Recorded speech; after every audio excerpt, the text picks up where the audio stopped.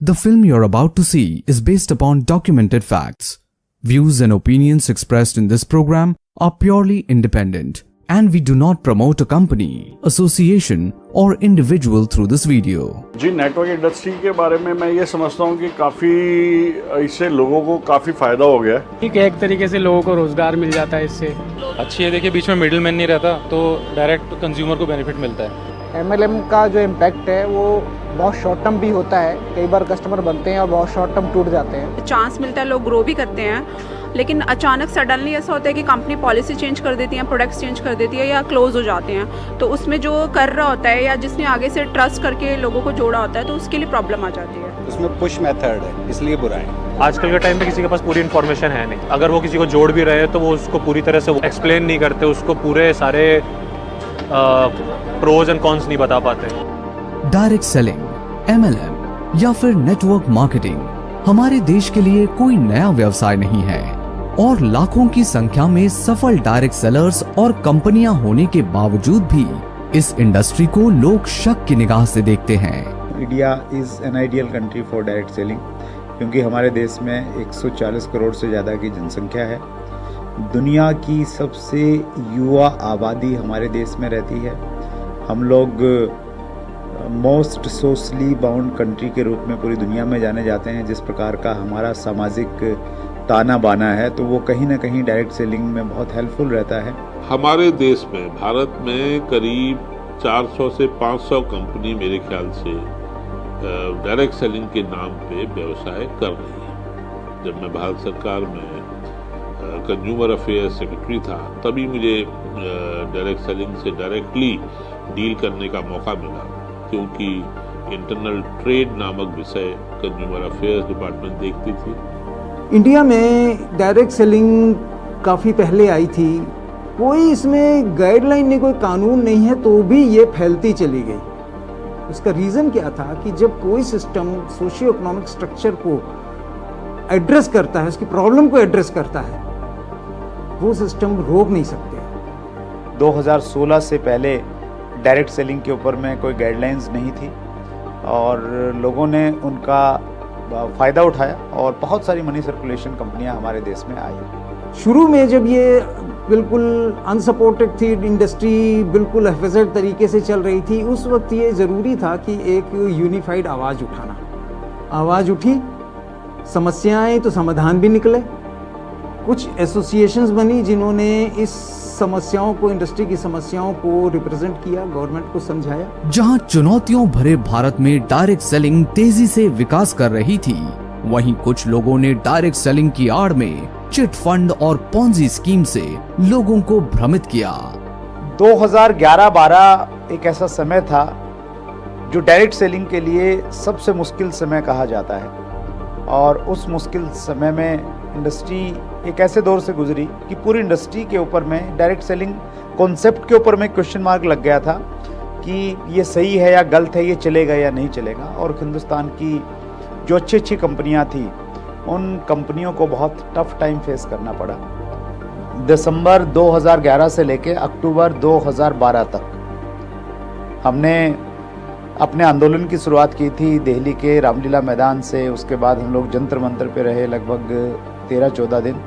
उसके बाद में हम लोग जयपुर के उद्योग मैदान में 150 से ज़्यादा दिन का लगातार हम लोगों ने वहाँ पे धरना दिया और फाइनली उसके बाद में राजस्थान गवर्नमेंट डायरेक्ट सेलिंग की गाइडलाइन लेके आई और उसके बाद में राजस्थान में पर्टिकुलरली डायरेक्ट सेलिंग के लिए चीज़ें थोड़ी आसान हो गई और जो कंपनियाँ बंद थी वो वहाँ पे चालू हो गई। एक चीज़ समझ में आ गई कि अगर कंपनी को बचाना है तो कंपनी तभी बचेगी जब इंडस्ट्री बचेगी, और इंडस्ट्री में मैं एज ए लीडर क्या कंट्रीब्यूट कर सकता हूं वो मैंने सोचा और इस दिशा में मैं थोड़ा सा आगे बढ़ा और मुझे अपॉर्चुनिटी मिली DSDWA direct selling distributor welfare association का फाउंडर प्रेसिडेंट बनने की।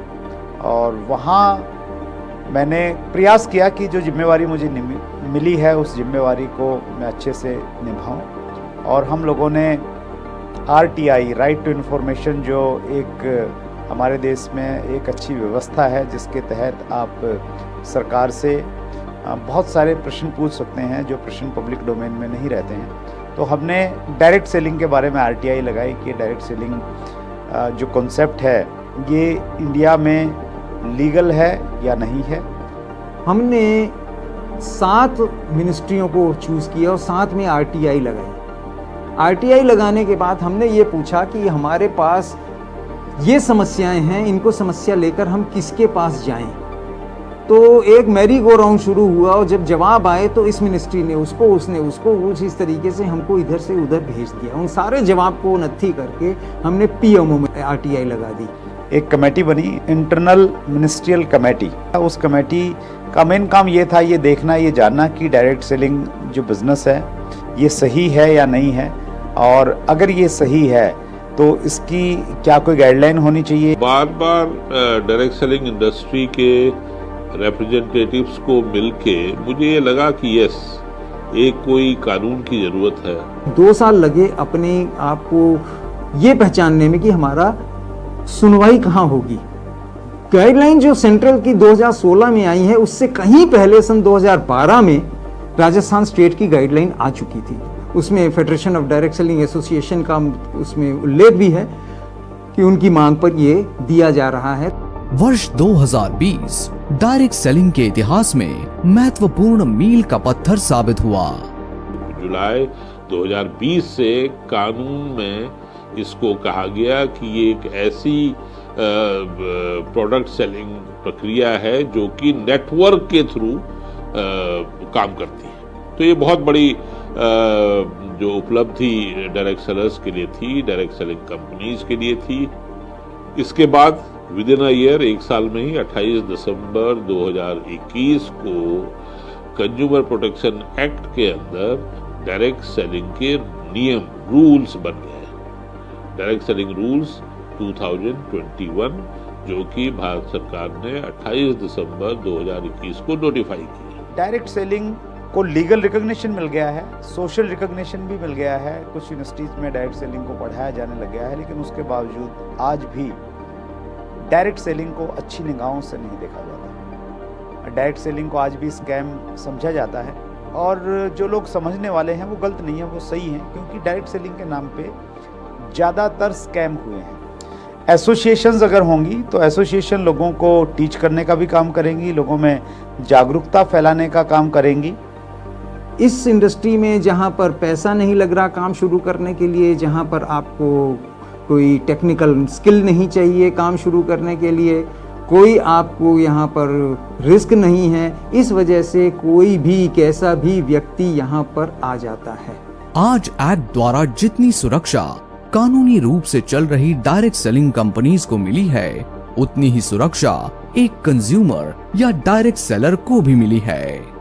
कंज्यूमर प्रोटेक्शन एक्ट में एक कंज्यूमर के 6 राइट्स हैं। सबसे पहला राइट है the product should be safe. Traditional marketing में एक बहुत बड़ा इश्यू है कि वहाँ पे बहुत सारा डुप्लीकेट प्रोडक्ट सही प्रोडक्ट के साथ मार्केट में आ जाता है। डायरेक्ट सेलिंग में वो इशू खत्म हो जाता है। तो एक कंज्यूमर जब डायरेक्ट सेलिंग का प्रोडक्ट कोई भी कंज्यूम करता है तो उसके दिमाग में बिल्कुल भी ये संदेह नहीं रहता कि ये प्रोडक्ट असली है, नकली है। दूसरा है इंफॉर्मेशन, जो मेरा प्रोडक्ट है उसके बारे में ट्रांसपेरेंट वे में पूरी इंफॉर्मेशन कंज्यूमर को मिलनी चाहिए कि मैं आपको क्या बेच रहा हूँ, ये कैसे बनता है, कैसे मैं कहाँ से मैं सोर्स करता हूँ, कितना एथिकली मैं सोर्स करता हूँ। Safety, information and choice. Consumer को एक प्रोडक्ट खरीदने के लिए चॉइस देना बहुत जरूरी है। चौथा राइट है एजुकेशन का। कंज्यूमर को अपने प्रोडक्ट के बारे में पूरा एजुकेट करें।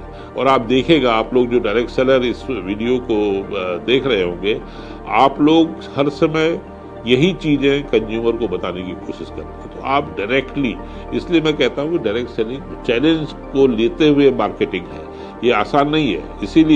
इसीलिए जो सोचते हैं कि तो बड़ा आसान है, इसमें तो भाई एक का माल दूसरे को बेच दो और हम व्यवहार करें या ना करें कोई मतलब नहीं रहता। तो ऐसे लोग मेरे ख्याल से डायरेक्ट सेलिंग में ना आए तो अच्छा है, क्योंकि डायरेक्ट सेलिंग में आपको बहुत विनम्र होना पड़ेगा, आपको बहुत धीरज से काम करना पड़ेगा।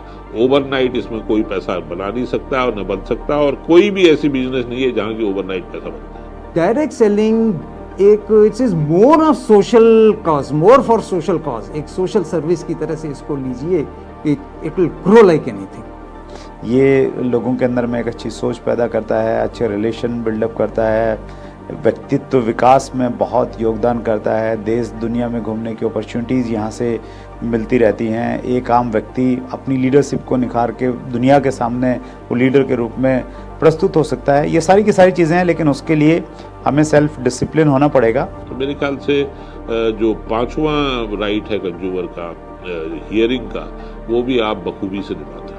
6वां राइट जो कंज्यूमर का है, जो मैं पहले भी कह चुका हूँ, रिड्रेसल का, वो एक लीगल फ्रेमवर्क में है।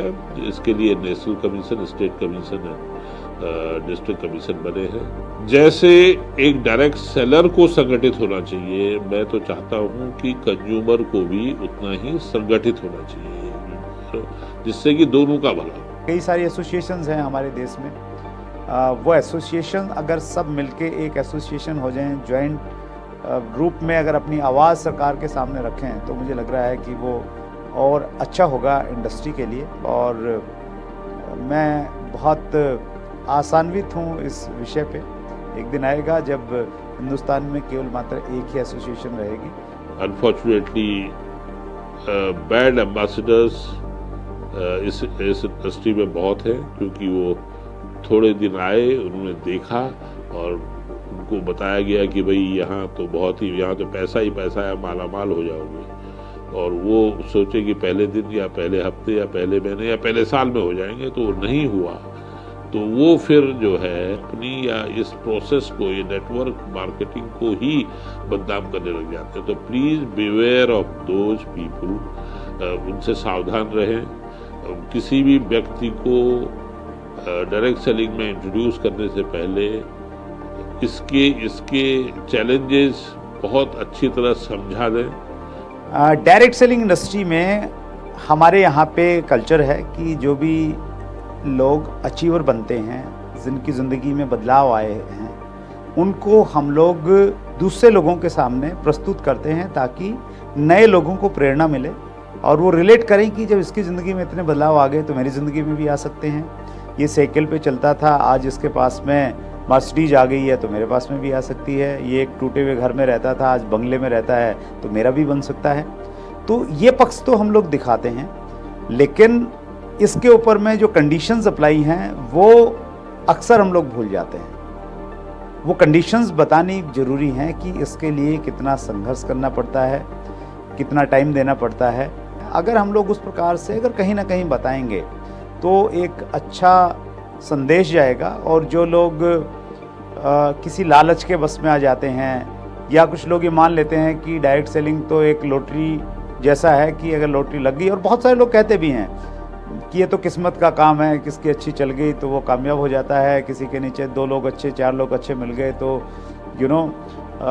वो उसकी ऐस है और बाकी लोगों के लिए बड़ी मुश्किलें हैं। तो ये हमारा फ़र्ज़ बनता है कि हम इंडस्ट्री की अचीवमेंट्स दिखाएं, और अचीवमेंट्स कैसे मिलती हैं, जो प्रोसेस है वो भी अगर हम लोग बताएंगे तो एक सही संदेश समाज में जाएगा, लोगों के बीच में जाएगा। There is no entry barrier. एक ही बैरियर है कि आपको मेहनत करना आना चाहिए। अगर आप मेहनत नहीं करेंगे, आप विनम्र नहीं होंगे, जो एक ही बार में सफलता नहीं, बार बार मेहनत करने के बाद सफलता अर्जन करना चाहेंगे, तो there is nothing like direct selling.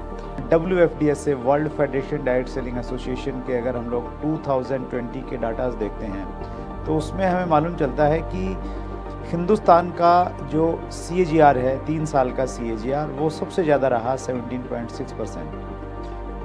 सो ये एक बहुत अच्छा संकेत है कि हम लोग बहुत तेज़ी के साथ में ग्रो कर रहे हैं। मैं तो यही कहूँगा कि long live direct selling in India. आज करीब 15,000 करोड़ का टर्नओवर इसका हमारे देश में है, और मैं तो चाहूँगा कि बहुत जल्दी ये करीब 1,50,000 करोड़ की इंडस्ट्री इस देश में बने, और इसका एक ही संगठन हो और सब एक साथ मिलके काम करें।